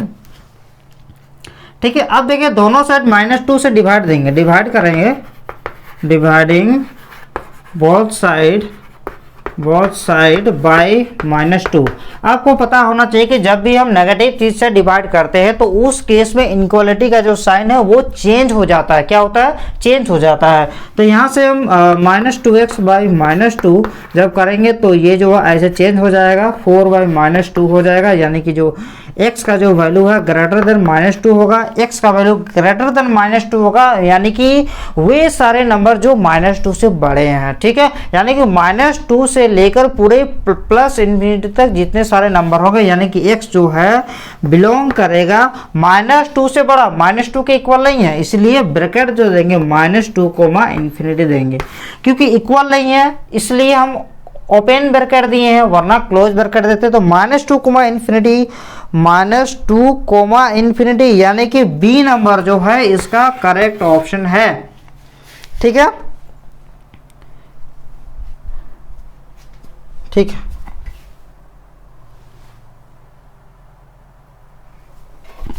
आइए इसको जो मॉडुलस वाला क्वेश्चन है इसको भी उड़ा देते हैं। देखिए क्या कहता है कि mod of 3 - x will be equal to 3 - x if, यानी कि ये जो मोड ऑफ 3 - x है ये 3 - x के इक्वल कब होगा, किस कंडीशन में होगा, ये पूछा। आपको पता होना चाहिए कि ये जो मोड का जो कॉन्सेप्ट है ये कहता है कि जब भी मोड का जो वैल्यू होता है ये x के इक्वल आता है if x greater equal 0। Mode of x का जो वैल्यू होता है ये x के इक्वल आता है जब x ग्रेटर इक्वल 0 होता है, और ये -x के इक्वल आता है जब f(x) लेस देन 0 होता है। ये चीज़ आपको पता होना चाहिए। तो सेम कॉन्सेप्ट यहाँ भी होगा, 3 - x का जो वैल्यू होगा ये 3 - x होगा। जी हाँ, ये x हुआ था जब x का वैल्यू ग्रेटर देन 0 से था, तो 3 - x के इक्वल होगा इफ 3 - x ग्रेटर इक्वल 0 होगा। सेम ये जैसा था ये भी वैसा ही होगा, है ना, कोई दिक्कत नहीं है। अब देखिए ये -3 - x हो जाएगा, यानी कि ये x नेगेटिव हुआ था जैसे, वैसे ये वाला चीज भी नेगेटिव हो जाएगा। ऐसा कब होगा? तो ऐसा तभी होगा जब 3 - x का वैल्यू जो होगा ये लेसर देन 0 होगा। तो आपको 3 - x के इक्वल करना है, यानी कि हमको ये वाला केस को पकड़े हुए रखना है। अब बताओ ये वाला केस कब आया? ये वाला केस आया जब 3 - x का वैल्यू ग्रेटर इक्वल 0 आया। जी हाँ, अब ये वाले x को उस पार ले जाएंगे तो 3 ग्रेटर इक्वल ये वाला x उस पार चल जाएगा, तो क्या होगा x लेसर इक्वल हो जाएगा, यानी कि x का जो वैल्यू होगा लेसर इक्वल 3 हो जाएगा। ठीक है, देखिए x छोटा है 3 बड़ा है, यहाँ भी x छोटा 3 बड़ा, बस पलटा के लिख दिया। ठीक है, यानी कि ये जो ऑप्शन है ये ऑप्शन नंबर डी करेक्ट होगा। इसको आप और एक तरीका से भी कर सकते हैं, यदि आप ऐसा करना चाहते हैं तो -x ग्रेटर इक्वल -3 आप ऐसा भी कर सकते हैं। दोनों साइड -1 से मल्टीप्लाई कर देंगे। जब भी मल्टीप्लाई करते हैं या तो डिवाइड देते हैं नेगेटिव चीज से तो साइन चेंज हो जाता है, साइन चेंज हो जाता है, यानी कि साइन ऐसे हो जाएगा। तो x लेसर इक्वल 3 दोनों ही कंडीशन में आ चुका है, तो इसको जल्दी से जितना जल्दी हो सके लिख लीजिए। ठीक है,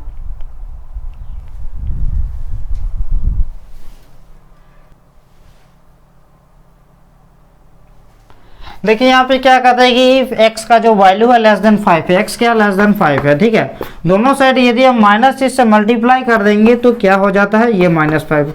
तो आपको पता होना चाहिए कि इनक्वालिटी में जब -6 से मल्टीप्लाई किया जाता है तो इनक्वालिटी का साइन में चेंज होता है, यानी कि ये ऐसे हो तो ये ऐसे हो जाएगा। That means -x greater than -5, यानी कि ऑप्शन नंबर सी करेक्ट ऑप्शन होगा। ठीक है,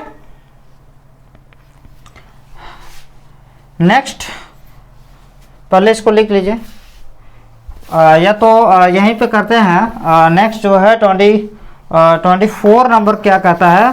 24 नंबर कहता है कि if x is a real number और x रियल नंबर है और जो मोड ऑफ x है ये लेस देन 3 है। मोड ऑफ x का वैल्यू क्या है? लेस देन 3 है।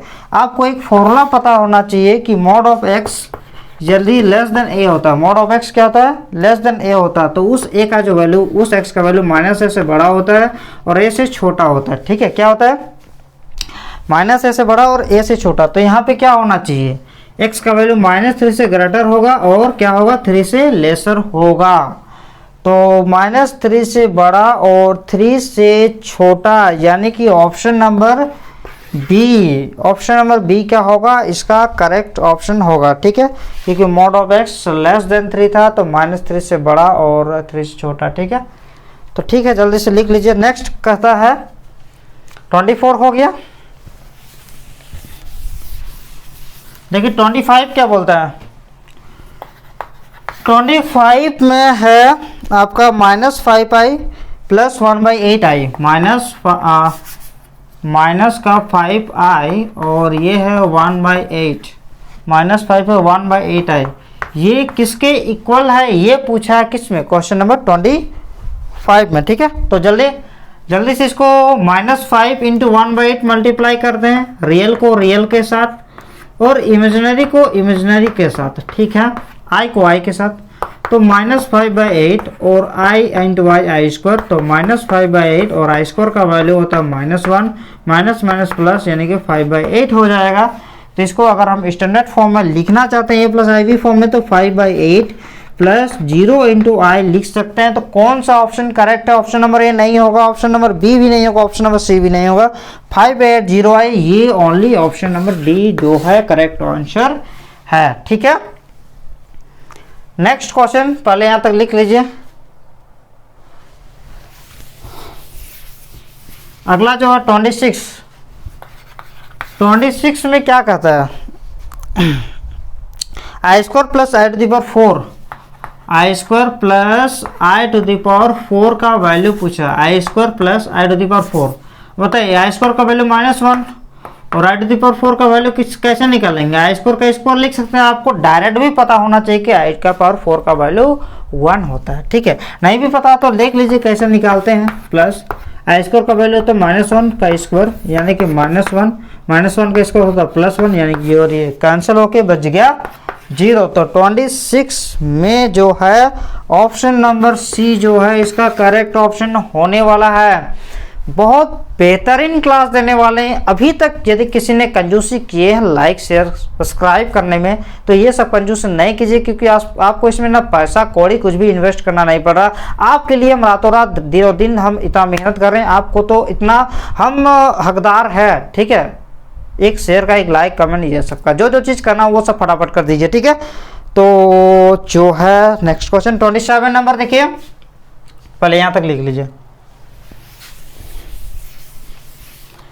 27 में कहता है find the modulus of 1 + i / 1 - i। 1 + i / 1 - i का मॉडुलस पूछा है। 1 + i / 1 - i का क्या पूछा, मॉडुलस पूछा है। तो मॉडुलस पूछा है कहने का मतलब आपको ये z दिया हुआ, z बराबर क्या है 1 + 1 + i / 1 - i, इसका मॉडुलस पूछा। तो आपको मॉडुलस निकालने से पहले आपको a + ib फॉर्म में लाना होगा। ठीक है, तो a + ib फॉर्म में लाने के लिए क्या करेंगे, सबसे पहले एक काम कीजिए, इसको पहले z ही रहने दीजिए, पहले इसको a + ib फॉर्म में लाइए। ठीक है, तो 1 + i / 1 - i into 1 + i / 1 + i rationalisation करेंगे तो 1 + i का होल स्क्वायर हो जाएगा और ये 1 का स्क्वायर - i स्क्वायर हो जाएगा। 1 + i का square 1 square plus i square plus 2 into 1 into i / 1, i square का वैल्यू होगा -1, तो 1, i स्क्वायर का वैल्यू -1 प्लस 2i और ये हो जाएगा 2। दैट मीन्स ये और ये कैंसिल, बच जाएगा 2i / 2, ये और ये भी कैंसिल, दैट मीन्स i बचेगा। तो z का जो वैल्यू आया ये i आया। अब इसका मॉडुलस यदि हम फाइंड करेंगे, i आया यानी कि 0 + i आएगा। ठीक है, तो ये 0 का स्क्वायर प्लस, देखिए मॉडुलस में इसके साथ जो मल्टीप्लाई में रहता है उसका स्क्वायर करता है। कोई स्टूडेंट क्या करता है, i का भी स्क्वायर कर देता, नहीं, i के साथ जो मल्टीप्लाई में क्या कुछ नहीं यानी कि 1 है, यानी कि 1 का स्क्वायर यानी कि √1 स्क्वायर यानी कि क्या आएगा 1। तो ऑप्शन नंबर जो है ऑप्शन नंबर ए में है 1 answer, option number A correct answer है। ठीक है, अब देखिए 28 नंबर फिलहाल यहाँ तक जल्दी से लिख लीजिए।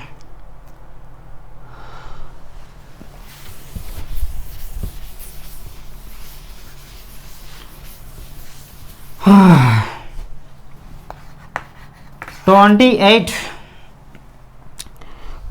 में क्या कहता है, x plus I y, x plus I Y equal to है a plus I B by A minus I b, A plus I B by A minus I b है। X plus I Y equal to A plus I B by A minus I b है। X square plus Y square का value पूछा, तो आप समझिए यदि हम x minus I Y निकालेंगे, इसका अगर हम कंजुगेट करेंगे, आई वाई का कंजुगेट करेंगे तो a प्लस आई बी का भी कंजुगेट हो जाएगा और a माइनस आई बी का भी कंजुगेट हो जाएगा। कंजुगेट में क्या होता है कि जो इमेजिनरी पार्ट होता है उसका साइन चेंज हो रहा है, जैसे कि ये प्लस है तो ये माइनस हो जाएगा, और ये प्लस है तो ये आई बी हो जाएगा, और ये माइनस है तो a प्लस आई बी हो जाएगा। ये होगा इक्वेशन नंबर 1, ये होगा इक्वेशन नंबर 2। अब दोनों को मल्टीप्लाई करेंगे, इक्वेशन 1 इंटू इक्वेशन नंबर 2, तो x plus I Y into X minus I Y equal to A plus I B by A minus I B into A minus I B by A plus I B. देखिए A minus B into A plus B यानी कि X square minus I Y का whole square equal to A plus B into A minus B, A plus B into A minus B का formula होता है a square plus b square, that means a square minus I b का whole square हो जाएगा, और नीचे भी same formula होगा a square minus I b का होल स्क्वायर हो जाएगा। ठीक है, तो ये दोनों तो सेम है, कैंसिल होकर कट के 1 हो गया। अब देखिए X square minus I square का वैल्यू क्या था, तो -1, और ये minus plus Y square equal to क्या आया 1, तो X square plus Y square का जो वैल्यू है ये 1 आ चुका है, यानी कि इसका जो आंसर होने वाला है ये कौन सा क्वेश्चन है, हाँ 28 नंबर है ना, तो 28 का ऑप्शन नंबर ए जो है इसका करेक्ट ऑप्शन बन गया। ठीक है, जल्दी से जल्दी इसको नोट कर लेना। नेक्स्ट क्वेश्चन,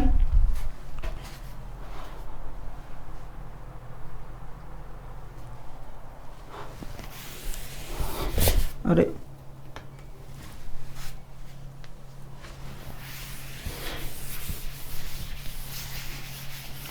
नेक्स्ट क्वेश्चन है मल्टीप्लिकेटिव इनवर्स निकालना है। एक कॉम्प्लेक्स नंबर दिया हुआ है, लेट करेंगे। Question number 29, z equal to 2 minus 3i है, इसका मल्टीप्लिकेटिव इनवर्स यानी कि z इनवर्स निकालना है। इसका क्या फॉर्मूला होगा, z इनवर्स को हम लिख सकते हैं 1/z। अब देखिए 1/z यानी कि 2 माइनस 3i, रेशनलाइजेशन करेंगे 2 minus 3i into 2 plus 3i bye होगा 2 प्लस 3i, तो ये हो जाएगा 2 प्लस 3i बाई 2 का स्क्वायर माइनस 3i का होल स्क्वायर, तो ये हो जाएगा 2 प्लस 3i बाई 4 माइनस 3 का स्क्वायर हो जाएगा 9, और ये हो जाएगा i square. 2 plus 3i by 4 minus 9 into -1, तो 2 प्लस 3i बाई 4 प्लस 9 यानी कि 2 प्लस 3i, 9 प्लस 4 हो जाएगा 13 यानी कि 2/13 प्लस 3/13i, तो 2/13 plus 3/13i, that means option number A जो है करेक्ट आंसर है। ठीक है, नेक्स्ट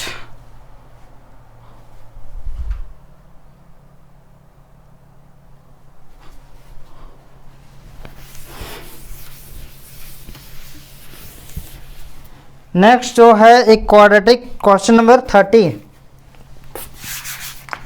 क्वेश्चन नंबर 30 में क्या कहता है, एक क्वाड्रेटिक इक्वेशन दिया है, इसका सॉल्यूशन निकालना है। X square plus X plus 1 equal to 0 है ना। ये क्वाड्रेटिक इक्वेशन एक्सरसाइज 5.3 का सॉल्यूशन है। एक क्वाड्रेटिक इक्वेशन दिया हुआ, इसका सॉल्यूशन क्या होगा, इसका सॉल्यूशन निकालेंगे क्या होता है। तो इसमें ए का जो वैल्यू होगा ये 1 होगा, बी का वैल्यू 1 होगा और सी का वैल्यू 1 होगा। तो क्वाड्रेटिक इक्वेशन का फॉर्मूला क्या होता है, minus B plus minus B square minus 4ac by 2, ये होता है फॉर्मूला। माइनस बी यानी कि -1 प्लस माइनस बी स्क्वायर यानी कि 1 का square minus 4 into a into c यानी कि 1 इंटू 1 बाई 2a यानी कि 2 इंटू 1 यानी कि -1 plus minus √1 minus 4 by 2 that means -1 plus minus 3 by 2 that means होगा -1 प्लस माइनस i √3 बाई 2। ठीक है, यानी कि -1 प्लस माइनस i √3 बाई 2 यानी कि ऑप्शन नंबर जो सी है ये उसका करेक्ट आंसर है। ठीक है, जल्दी से इसको लिख लीजिए।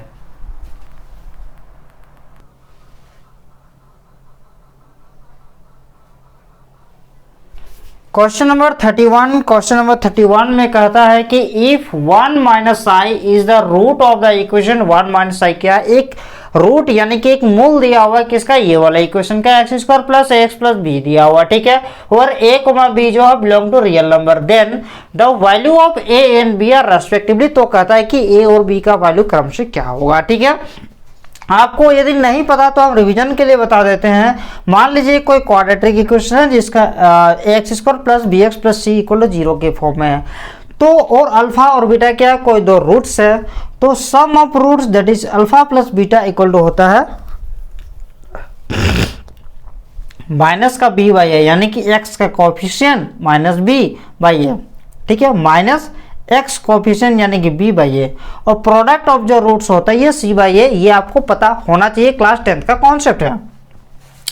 तो यहाँ पे ये रूट दिया हुआ 1 माइनस आई जो कि इमेजिनरी में है, तो जब भी इमेजिनरी रूट दिया हुआ होता है तो वो कंजुगेट पेयर में होता है। तो मान लीजिए इसका जो रूट है अल्फा बीटा है, तो अल्फा का बीटा ये अल्फा का वैल्यू यदि 1 माइनस आई है जो कि एक इमेजिनरी नंबर है, दैट मीन जो बीटा का वैल्यू होगा वो भी ऑटोमेटिक 1 प्लस आई हो जाएगा। ठीक है, तो अल्फा प्लस बीटा का वैल्यू यदि हम देखेंगे, अल्फा प्लस बीटा का वैल्यू ये होगा 1 माइनस आई प्लस 1 प्लस आई, यानी कि ये और ये कैंसिल यानी कि 2 बच जाएगा। अल्फा प्लस बीटा का वैल्यू कितना आ जाएगा 2। अब आप समझिए, अल्फा प्लस बीटा का वैल्यू 2 आया। अब अल्फा प्लस बीटा का वैल्यू क्या होता है, minus b by A, minus b by a, यानी कि माइनस बी क्या है, एक्स का कोएफिशिएंट, तो एक्स का कोएफिशिएंट देखो माइनस बी, यानी कि एक्स के साथ जो गुना रहता है वो माइनस बाई ये, तो अभी एक्स के साथ मल्टीप्लाई में क्या है, ए है बाई ए 1, यानी कि ए का वैल्यू -2। आप कहेंगे सर यहाँ तो बी लिखे यहाँ पे आप ए लिखे, नहीं, इसके साथ जो गुना में है वो बाई ए ना, तो अभी इसके साथ मल्टीप्लाई में ए ना है। ठीक है, तो एक्स के साथ मल्टीप्लाई में ए और इसके साथ गुना में क्या 1 बाई, यानी कि ए का वैल्यू -2। अब देखिए अल्फा बीटा का जो वैल्यू होगा दैट मीन्स अल्फा बीटा का वैल्यू 1 माइनस आई इंटू 1 प्लस आई होगा, यानी कि ए स्क्वायर माइनस बी स्क्वायर, 1 का स्क्वायर माइनस आई स्क्वायर, यानी कि 1 माइनस 1, यानी कि ये आ जाएगा 1 प्लस 1 यानी कि 2। और अल्फा बीटा का वैल्यू होता है सी बाई ए, यानी कि ये वाला बी बाई 1, यानी कि आ जाएगा b का वैल्यू 2। तो a का वैल्यू -2, b का वैल्यू 2, a का वैल्यू -2, b का वैल्यू 2। ऑप्शन नंबर बी जो है ये वाले क्वेश्चन का करेक्ट आंसर होता है। 31 नंबर कंप्लीट हो चुका है, और 32 नंबर के ऊपर बात करते हैं। ठीक है,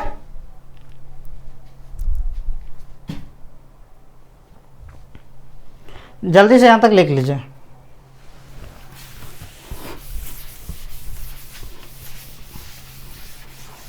-32 में कहता है -3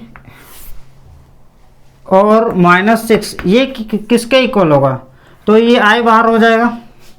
रूट के अंदर माइनस रहने से माइनस बाहर करेंगे तो वो आई बन के बाहर निकलता है, फिर ये √3, रूट -6 को हम आई √6 लिख सकते हैं, आई इंटू आई स्क्वायर, और ये मल्टीप्लाई होके यहाँ से हम लिख सकते हैं 3 इंटू 6, दोनों रूट में है, तो आई यहाँ पे हो जाएगा 3 इंटू 2, तो आई यहाँ पे एक 3 बाहर होगा इंटू √2, आई 3√2,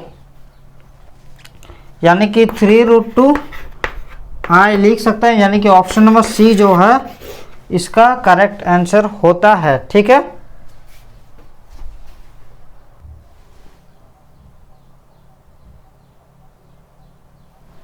देखिए क्वेश्चन नंबर 33 जो है, find the positive integer and N का पॉजिटिव इंटीजर पूछा गया है, सो दैट एन का वैल्यू निकालना, और ये हमें दिया हुआ है। तो ये हमें दिया हुआ, तो यहाँ से हम लिख सकते हैं इसका लिमिट का क्या कॉन्सेप्ट है सर। लिमिट का कॉन्सेप्ट ये होता है कि ये वाले पावर बाहर होते हैं, ठीक है। देखिए एक फॉर्मूला होता है limit x tend to a और x to the power n minus a to the power n by x minus a का फॉर्मूला क्या होता है, n into a to the power n minus 1। ठीक, ये जो ऊपर वाले लिमिट है ये सेम वैसे ही है। अब देखिए यहाँ पे क्या करना है, ये पावर n को बाहर करेंगे और ये पावर 3 में उसमें n माइनस 1 करेंगे, इक्वल टू कितना होगा 108। अब यहाँ से आपको n का वैल्यू कैलकुलेट करना होगा। अब आपको यहाँ से समझना होगा, क्या समझना होगा, n 3 to the power n minus 1। अब इसको भी ऐसा पावर में लिखेंगे, 3 का पावर कितना लिखेंगे कि पावर में n माइनस 1 होना चाहिए और यहाँ पे n होना चाहिए। तो यहाँ से हम एक चीज़ लिखते हैं, जिसको हम 4 से मल्टीप्लाई करके 3 का पावर 3 लिख सकते हैं। तो 3 का पावर 3 27 इंटू 4 हो जाएगा 108। यानी कि देखिए 3 का पावर 3 हो जाएगा 27 इंटू 4 हो जाएगा 108, यानी कि 108 को 4 इंटू 3 का पावर 3 लिख सकते हैं, ठीक है। ये लिखने के बाद क्या ये दोनों इक्वल है, नहीं है, तो यहाँ से हम लिख सकते हैं n 3 to the power n minus 1 equal to 4 into 3, और ये 3 को लिख सकते हैं 4 माइनस 1। देखिए n के प्लेस पे 4 है और यहाँ पे n माइनस 1 है, यहाँ पे 4 into 4 minus 1 n into n minus 1 ऐसा तभी हो सकता है, यानी कि ये जो n है ये n का वैल्यू 4 होगा तभी हो सकता है, ठीक है। ये n जो है ये 4 है, यानी कि ऑप्शन नंबर डी जो है इसका करेक्ट ऑप्शन है, ठीक है। जल्दी से इसको नोट कर लेना है। नेक्स्ट क्वेश्चन 34 नंबर, पहले यहाँ लिख लीजिए।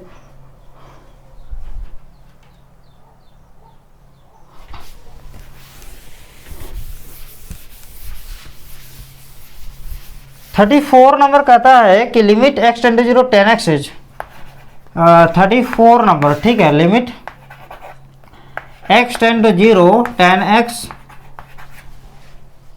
बाई x, इसका तो वैल्यू ही 1 होता है, इसका वैल्यू क्या होता है 1, यानी कि इसका जो ऑप्शन नंबर बी होगा वो करेक्ट ऑप्शन होगा, ठीक है।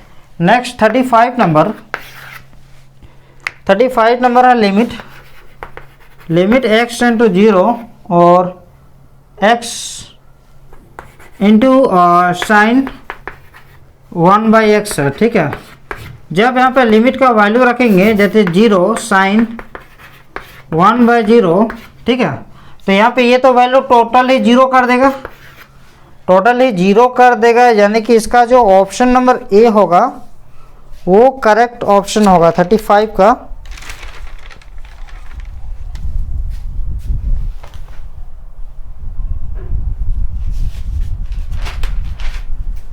35 का 0 आंसर आ गया, यानी कि ऑप्शन नंबर ए, ठीक है। नेक्स्ट क्वेश्चन, हाँ 35 में ए नंबर में 0 है ना, हाँ 0 आंसर आ रहा है, पूरे को 0 कर दे रहा है ना।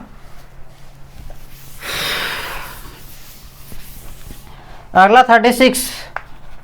36 में क्या कहता है, limit x tend to 2 e to the power x minus E square by x minus 2 है, ठीक है। x माइनस 2 है, ए नंबर में 0 आंसर दिया हुआ, बी नंबर में दिया हुआ है आपका 1, सी नंबर में दिया हुआ है ई स्क्वायर और डी नंबर में दिया हुआ ई। देखते हैं कौन सा ऑप्शन होता है। देखिए इसमें क्या करेंगे ना, इसमें हम एक काम करेंगे, ये जो नीचे वाला इसको लेट कर देंगे y, x minus 2 equal to Y let कर देंगे, तो x इक्वल टू हो जाएगा y प्लस 2, ठीक है। और लिमिट भी चेंज करेंगे, वन x टेंड टू 2, जब यहाँ पे x का वैल्यू 2 रखेंगे देन क्या होगा, y टेंड टू 0 हो जाएगा, है ना। जब x का वैल्यू यहाँ पे 2 होगा तो y का वैल्यू क्या होगा, 0 हो जाएगा। तो अब देखिए limit x tend to 2 e to the power x minus E square by x minus 2, ये क्वेश्चन है, ठीक है। अब देखिए लिमिट जब x टेंड टू 2 तो हम लोग लाए y टेंड टू 0, ठीक है, e टू द पावर, अब देखिए x के प्लेस पे हम y प्लस टू रख सकते हैं। x के जो कुछ ध्यान दीजिएगा, x के जो प्लेस पे हम y प्लस टू रख सकते हैं कि नहीं, क्योंकि x का वैल्यू ही है y plus two minus E square. नीचे जो y x माइनस टू है इसके बदले में y माना गया है। अब क्या होगा, लिमिट y टेंस टू 0, अब e to the power y into e to the power 2 minus E square by y। Limit y tends to 0, e square common निकालेंगे तो e to the power y minus 1 by y बचेगा। अब देखिए E square तो constant है और constant limit में क्या होता है, बाहर होता है, that means e square. Limit y tends to 0, e to the power y minus 1 by y और ई स्क्वायर, और जो इसका जो वैल्यू होता है, इसका वैल्यू कितना होता है आपको पता होना चाहिए, इसका वैल्यू कितना होता है 1 होता है, यानी कि ई स्क्वायर हमारा आंसर, ये पूरे का वैल्यू ही 1 होता है। थोड़ा थोड़ा किसी को लिमिट में प्रॉब्लम होता होगा हमारे क्वेश्चन में, लेकिन वो कमजोरी आप लोगों का है। ये सारे टॉपिक यदि आपने क्लियर किए नहीं होंगे, नहीं पढ़े होंगे, तो ये मॉडल सेट क्वेश्चन थोड़ा थोड़ा किसी को हवा में पार होने लगेगा। लेकिन यदि सारे सिलेबस वो बच्चे का, वो स्टूडेंट का सारे सिलेबस यदि कंप्लीट है तो फिर उसको समझने में कोई प्रॉब्लम नहीं आती होगी। और वाकई में यदि आपको प्रॉब्लम नहीं आती होगी तो लाइक करने नहीं भूलिएगा, सब्सक्राइब करने नहीं भूलिएगा, ताकि हमारे जो वीडियो हैं ये आपके साथ पहुंच पाए, ठीक है। और क्लास 12 का भी क्लास हम तो डेली आपके लिए वीडियो अपलोड करते हैं, उसके लिए भी आप मजे से क्लास ले पाएं, ठीक है। जल्दी से कर लीजिए।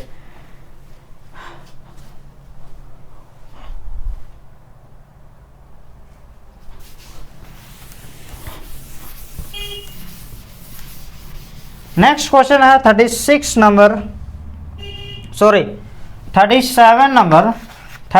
नंबर कहता है कि f x equal to 2x square plus 3x minus 5। F x equal to है 2x square plus 3x minus 5, 2x square plus 3x minus 5। Then f dash minus 1 का वैल्यू पूछा है, एफ डैश माइनस 1 का value ये क्या होगा ये पूछा गया है। और ए नंबर में ऑप्शन में दिया हुआ है 0, बी नंबर का जो ऑप्शन है इसमें दिया हुआ 1, सी नंबर में -1 और डी नंबर में दिया हुआ है आपका -2। तो सबसे पहले एफ एक्स तो दिया ही हुआ, चलिए भाई हम लोग मान लेते हैं 2x square plus 3x minus 5। अब x कैसे निकालेंगे, डिफरेंशिएशन करेंगे, ठीक है। तो 2x स्क्वायर का डिफरेंशिएशन 4x होता है और 3x का जो डिफरेंशिएशन हो जाएगा 3 और -5 का 0। आपको ये वाले भी क्वेश्चन समझने के लिए आपको डिफरेंशिएशन पढ़ना होगा, ठीक है। आप पढ़ लिए होंगे ऐसा उम्मीद करते हैं, ठीक है। अब देखिए एफ डैश -1 का वैल्यू कितना होगा, देखिए एफ डैश -1, ठीक है। देखिए एफ डैश -1 पूछा, यानी कि सबसे पहले आपको एफ डैश एक्स निकालिए, उसके बाद एक्स के प्लेस पे आप -1 रखिए, ठीक है। तो 4 इंटू -1 प्लस 3, यानी कि -4 प्लस 3, दैट मीन्स -1। इसका correct answer option number c, ठीक है, लिख लीजिए।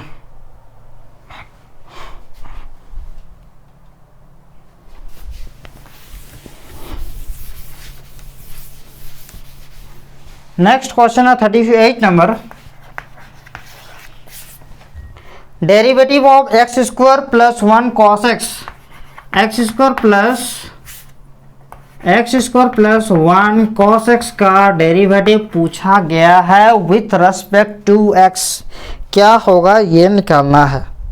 डेरिवेटिव आसान है, देखिए सबसे पहले हम लोग y निकालेंगे, लेट करेंगे y इक्वल टू, फिर डिफरेंशिएशन करेंगे यानी कि dy बाई dx निकालेंगे।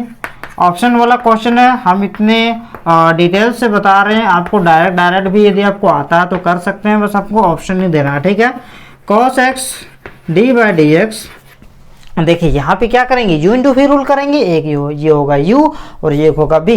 पहले u को बाहर लिखें, फिर d बाई डी एक्स क्या होगा, एक्स स्क्वायर प्लस 1, फिर plus x square plus 1 d by d x cos x, formula में रख दें। और देखिए इसका तो डिफरेंशिएशन नहीं होगा, ये एक्स स्क्वायर का हो जाएगा 2x और ये वाले 1 का हो जाएगा 0, प्लस ये एक्स स्क्वायर प्लस 1 तो जैसा का तैसा रहेगा, cos x का हो जाएगा माइनस साइन एक्स। तो कौन सा ऑप्शन करेक्ट होता है मेरे भाई, कोई ऑप्शन है? यहाँ से हम cos x इंटू 2x लिख सकते हैं, minus x square plus 1 into sine x, तो कोई ऑप्शन मिला है वैसे तो इसको हम 2x cos x लिख सकते हैं। 2x cos x minus x square plus 1 sine x. तो देखिए ऑप्शन नंबर ए इसका करेक्ट ऑप्शन होता है 2x cos x minus x square plus 1 sign x. ठीक है, ऑप्शन नंबर ए। ठीक है, ये हो जाता है ऑप्शन नंबर ए। जल्दी से लिख लेना है।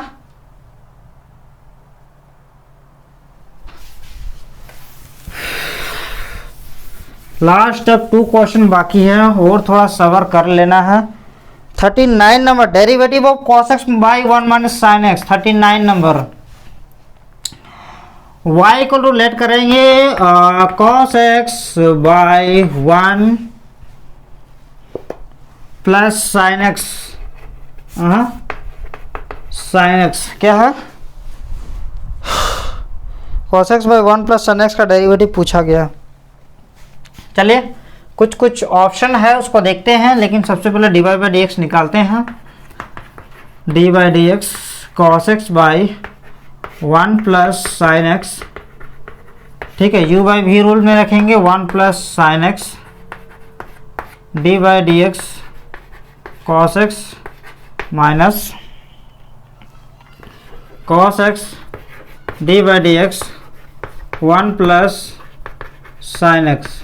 ठीक है, बाई क्या होगा 1 प्लस साइन एक्स का whole square. Next 1 plus sine x cos x का डिफरेंशिएशन होता है minus sine x minus cos x, और यहाँ पे 1 का डिफरेंशिएशन 0, साइन एक्स का differentiation cos x by 1 plus sine x का होल स्क्वायर। ठीक है, ये यहाँ तक ऑप्शन आंसर तो नहीं मिलने वाला है। ठीक है, तो क्या करेंगे, कुछ करना नहीं है। Minus sine x into 1 minus sine x, ये और ये minus sign square x. 0 plus cos x तो कॉस एक्स ही होगा into cos x minus cos square x by 1 plus sine x का होल स्क्वायर। ठीक है, यहाँ तक लिख लीजिए, जल्दी से मिटाएंगे ऊपर। अब देखिए माइनस साइन एक्स, अब माइनस यहाँ से कॉमन निकालेंगे तो ये हो जाएगा sine square x plus cos square x by 1 plus sine x का होल स्क्वायर। ठीक है, तो क्या होता है minus sine x sine square x plus cos square x का वैल्यू -1 हो जाएगा 1 प्लस साइन एक्स का होल स्क्वायर। फिर यहाँ से माइनस कॉमन निकालेंगे तो 1 प्लस साइन एक्स लिख सकते हैं, फिर 1 प्लस साइन एक्स का होल स्क्वायर। देखिए यहाँ पे इस दोनों सेम है, यहाँ पे होल स्क्वायर यहाँ पे 1 है तो एक वो कट जाएगा, तो क्या बचेगा -1 बाई 1 प्लस साइन एक्स। यहाँ तक कोई ऑप्शन नहीं है। हाँ है, -1 बाई 1 प्लस साइन एक्स, यानी कि option number C correct answer. Option number C is the correct answer. Last question हम लोग अब बताने जा रहे हैं, लेकिन जल्दी से आप इसको नोट कर लीजिए। Question number 40।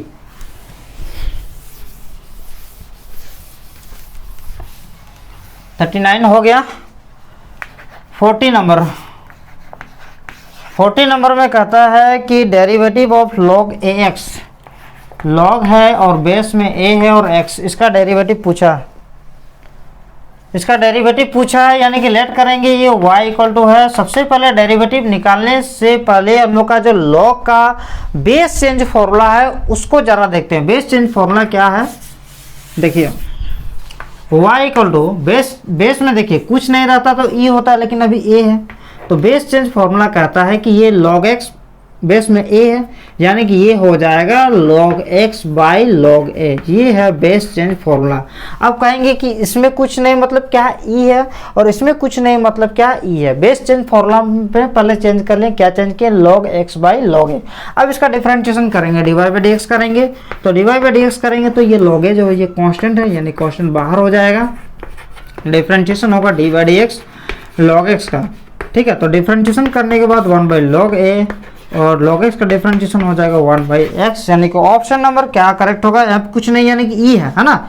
जब भी log के नीचे यहाँ पे कुछ नहीं रहता यानी कि ई होता है, तो यहाँ से हम लिख सकते हैं 1/x log a e, 1/x log a e, ठीक है, यानी कि ऑप्शन नंबर सी जो है इसका करेक्ट आंसर है। ठीक है, तो 40 में 40 नंबर, सारे क्वेश्चन, बहुत बहुत बधाई हो, आपने सारे क्वेश्चन कंप्लीट कर लिए हमारे साथ मिलके। चैनल कैसा लगा, वीडियो कैसा लगा, क्लास कैसा लगा, मजेदार लगा नहीं लगा, इसके लिए आप प्लीज कमेंट कर लीजिएगा। हमारी वीडियो को पसंद आए तो लाइक कर दीजिएगा, लाइक करना नहीं भूलिएगा। ठीक है, जरूर सूचना आपको बता देना चाहते हैं, यदि आप हमारे चैनल पर नए हैं और नहीं सुने हैं तो हम आपको बता देना चाहते हैं हमने क्लास 12 की न्यू बैच स्टार्ट की है। आप लोग इस बार क्लास 12 में जा रहे हैं तो उसके लिए आप हमारे साथ मिलकर हमारे इस चैनल के माध्यम से अब अच्छा प्रिपरेशन कर सकते हैं। अभी तक हमने मैट्रिसेस स्टार्ट किए हैं, खत्म भी हो गया, डिटर्मिनेंट स्टार्ट किए हैं, आधे वो हो चुके हैं, तो सारे क्लास सीक्वेंस वाइज अच्छे ढंग से कर रहे हैं। हम आपसे वादा करते हैं आपके सिलेबस यूट्यूब में फ्री ऑफ कॉस्ट कंप्लीट करा दिए जाएंगे, तो आप मिलकर आप अपने एग्जाम का अच्छा प्रिपरेशन, गुड प्रिपरेशन कर सकते हैं, चाहे आपको स्टेट बोर्ड से है चाहे आप CBSE बोर्ड से। ठीक है, तो मिलते हैं नेक्स्ट क्लास में। वीडियो कैसा लगा जरूर बता दीजिएगा। ठीक है, मिलते हैं।